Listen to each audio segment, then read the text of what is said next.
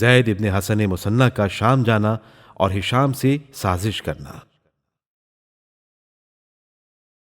زید ابن حسن مثنی اسی روز مدینے سے شام روانہ ہوئے اور وہاں پہنچ کر ہشام سے کہنے لگے، میں اس وقت ایک ایسے جادوگر کے پاس سے آ رہا ہوں جس کا زندہ چھوڑنا تمہارے حق میں بہتر نہیں۔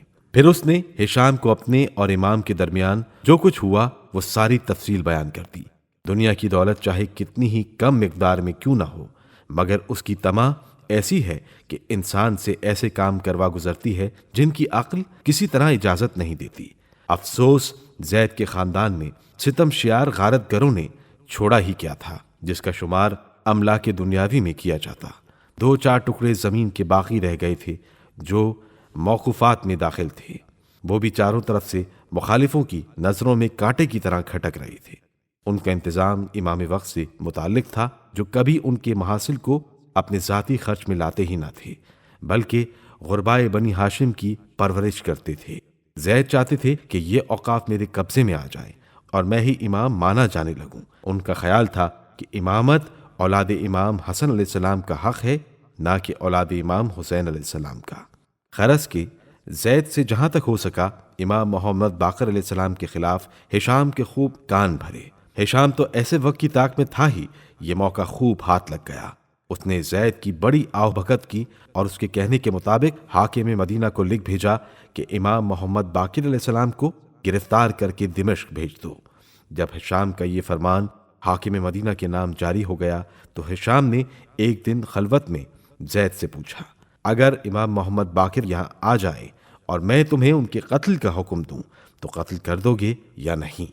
زید کے دل میں تو امام معصوم کی طرف سے عداوت کی آگ بھڑک ہی رہی تھی۔ بے تأمل کہہ بیٹھے، ہاں میں ان کو قتل کر دوں گا۔ اس واقعے سے زید کی نفسیات اور ہشام کی نیت کا حال بخوبی معلوم ہو گیا۔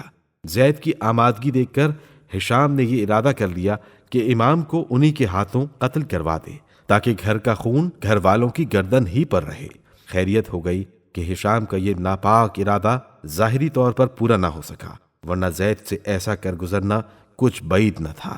جب ہشام کا خط حاکم مدینہ کے پاس پہنچا تو وہ سخت متعجب ہوا۔ اس نے جواب لکھا، میں اس وقت جو لکھ رہا ہوں نافرمانی سے نہیں بلکہ خیر خواہی اور ہمدردی سے لکھ رہا ہوں۔ جن کو ذلیل و رسوا کرنے اور گرفتار کر کے بھیجنے کا حکم دیا ہے وہ ایسے بزرگ ہیں کہ کوئی شخص تقوی و پرہیزگاری میں ان کا مثل نہیں۔ جب وہ محراب عبادت میں قرآن مجید کی تلاوت فرماتے ہیں تو لحن داؤدی کا سما بنتا ہے۔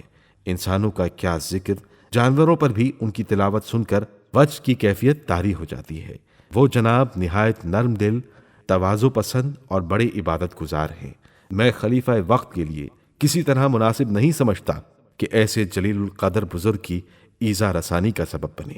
مجھے خوف ہے کہ کہیں ایسا کرنے سے آپ کی عمر و دولت کو نقصان نہ پہنچ جائے، کیونکہ خدا اپنے بندوں سے اس وقت تک اپنی نعمتوں کو نہیں روکتا جب تک وہ خود اپنے اوپر ان کا دروازہ بند نہ کر لے۔